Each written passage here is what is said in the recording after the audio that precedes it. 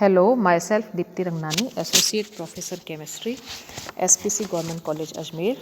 Today we will study the topic of BSc Part 3rd, Quantum Chemistry, and in this series today we will deal with Heisenberg Uncertainty Principle, Heisenberg का अनिश्चितता का सिद्धांत। Quantum mechanics में कण की द्वैतीय प्रकृति के कारण हाइजेनबर्ग ने सुझाव दिया कि किसी भी पदार्थ के दोनों संयुग्मी गुणधर्म का एक साथ सही मान ज्ञात कर पाना असंभव होता है। किसी भी गतिमान कण की स्थिति और संवेग या समय और ऊर्जा दो संयुग्मी गुणधर्म हैं, क्योंकि ये एक दूसरे पर निर्भर करते हैं। अतः इस हाइजेनबर्ग के नियम के अनुसार किसी भी विशेष क्षण पर कण की स्थिति और संवेग का एक साथ यथार्थता से निर्धारण करना असंभव है। इसी को हाइजेनबर्ग का अनिश्चितता का सिद्धांत कहते हैं और तरंग यांत्रिकी का यह आधारभूत स्तंभ है। और मैथमेटिकली हम इसको लिख सकते हैं delta x into delta p approximately equal to h, जहाँ पर डेल्टा एक्स और डेल्टा पी एक्स दिशा में क्रमशः कण की स्थिति और संवेग नापने में अनिश्चितताएं हैं। इन दोनों राशियों का गुणनफल प्लैंक नियतांक की कोटि का होता है और इसको और अधिक सही रूप में हम लिख सकते हैं delta x into delta p is greater than equal to h upon 2 pi. ऐसे ही एनर्जी वाला जो फॉर्मूला है, एनर्जी और टाइम, ये दोनों भी एक दूसरे के संयुग्म गुणधर्म है। इसके लिए हम फॉर्मूला लिख सकते हैं delta E into delta t is greater than equal to h upon 2 pi, जहाँ पर कण की ऊर्जा ई नापने में अनिश्चितता डेल्टा ई है और डेल्टा टी उस क्षण के नापने में अनिश्चितता है जबकि कण बिल्कुल ठीक ऊर्जा ई रखता हो। प्लैंक के नियतांक h का मान इतना लघु होगा कि अनिश्चितता के सिद्धांत का महत्व प्रमुख रूप से परमाणुीय आकार के निकायों के सूक्ष्म मापनों के लिए ही सीमित हो जाता है। परमाणु का बोर प्रतिरूप, जो कि कण की धारणा पर आधारित है, इलेक्ट्रॉन की तरंग प्रकृति को समाविष्ट नहीं करता तथा इलेक्ट्रॉन जो बोर के अनुसार कुछ निश्चित कक्षाओं में घूमता है, अतः घूमने वाले इलेक्ट्रॉन का संवेग भी निश्चित होता है। परमाणु का ऐसा मॉडल जो है वो इस अनिश्चितता के सिद्धांत के विरुद्ध है। अब हम इस अनिश्चितता के सिद्धांत के बाद क्वांटम मैकेनिक्स में हम क्लासिकल या साइनोसॉइडल वेव इक्वेशन, चिरसम्मित या साइनोसॉइडल वेव इक्वेशन पढ़ते हैं। इसको पढ़ने के लिए हम यह मानते हैं कि चूंकि इलेक्ट्रॉन तरंग की भांति व्यवहार करता है, अतः प्रत्येक कक्ष में इलेक्ट्रॉन का अस्तित्व एक अप्रगामी तरंग के रूप में होता है, जिसके साथ एक निश्चित तरंग लंबाई संबंध रहती है। इलेक्ट्रॉन तरंग की तुलना में हम तने हुए तार या तनी हुई डोरी में उत्पन्न कंपन से या तरंग से कर सकते हैं। तना हुआ तार ऊर्जा ग्रहण करके कंपन के रूप में अप्रगामी तरंग उत्पन्न करता है। इलेक्ट्रॉन तरंग को चिरसम्मित यांत्रिकी के अनुसार एक गणितीय समीकरण के रूप में हम निम्नलिखित प्रकार या इस तरह से लिख सकते हैं delta 2 psi upon delta x square equal to 1 upon v square delta 2 psi upon delta T square, जो कि फर्स्ट इक्वेशन में दिखाया गया है। यहाँ पर v तरंग का वेग है जिससे कि तरंग x दिशा में आगे बढ़ती है। यह एक सेकेंड ऑर्डर डिफरेंशियल इक्वेशन है। अतः इस इक्वेशन में दो वेरिएबल्स हैं, एक तो है x जो कि डिस्टेंस है और दूसरा है t जो कि टाइम है। यहाँ आयाम जो फाई है वो x और t पर निर्भर करता है। फाई तरंग फलन है जो कि किसी समय पर t पर x के फलन के रूप में तार के विस्थापन को बताता है, जैसे कि हमने इस फिगर में देख रहे हैं कि जो फाई है वो तार के विस्थापन को बताता है।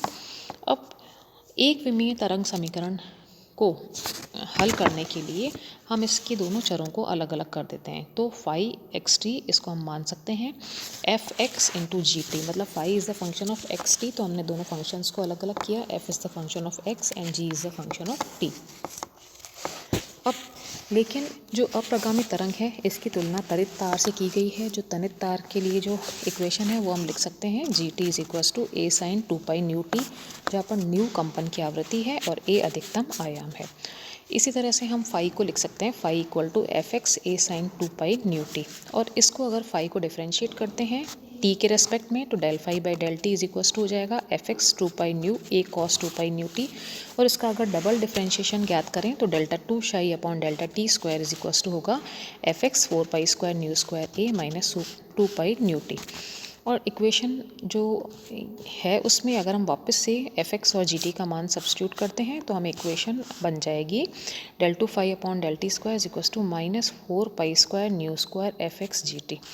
अब x के संदर्भ में अगर आप इसको अवकलित करते हैं अगर फर्स्ट इक्वेशन को फाई को, तो फाई इज इक्वल्स टू जाएगा del 2 phi upon del x square is equals to del 2 upon del x square fx gt, और इसको हम लिख सकते हैं gt del 2 f upon del x square. और अगर इन दोनों इक्वेशंस को मिलाते हैं तो हम लिख सकते हैं gt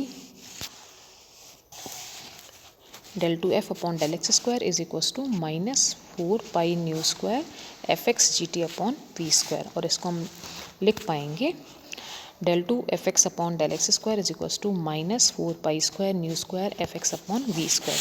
और अगर हम v की जगह न्यू लैम्डा फॉर्मूला सब्स्टिट्यूट करते हैं तो इक्वेशन हमें लास्ट इक्वेशन ये प्राप्त होगी del 2 fx upon del x square is equals to minus 4 pi square upon lambda square fx।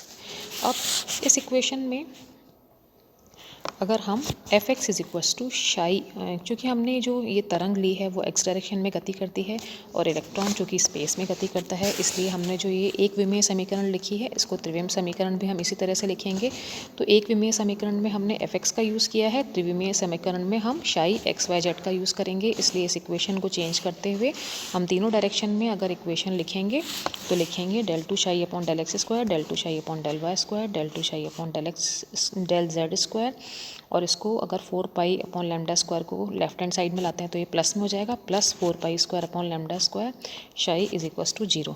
तो यह समीकरण सभी प्रकार के कणों जैसे कि इलेक्ट्रॉन, प्रोटॉन, एटम्स, फोटॉन्स आदि सब के लिए उपयोगी होती है। अब हम इसके बाद पढ़ेंगे श्रोडिंगर वेव इक्वेशन।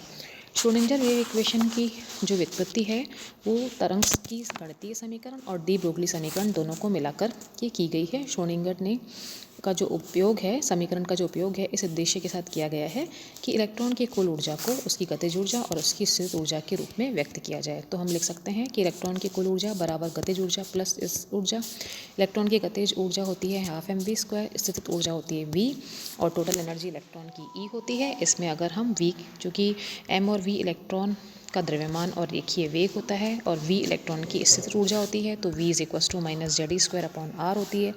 तो half M V square is equals to जाएगा half M square we square upon M, या हम डी ब्रोगली इक्वेशन के अनुसार हम लिख सकते हैं m square we square is equals to h square upon lambda square.